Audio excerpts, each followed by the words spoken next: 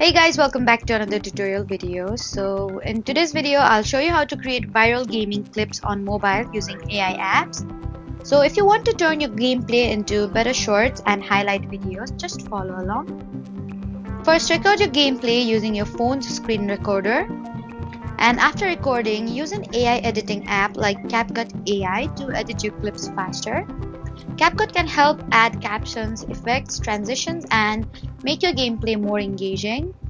You can also use AI tools like Opus Clip to find the most interesting moments and turn longer videos into short clips.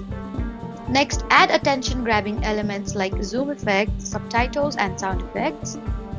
And after editing, export the video in vertical format and upload it as a YouTube short or TikTok video. AI editing apps make it much easier to turn raw gameplay into content people want to watch. So that was how to create viral gaming clips on mobile using AI. Don't forget to like, comment, and subscribe for more helpful tutorials. Thank you for watching.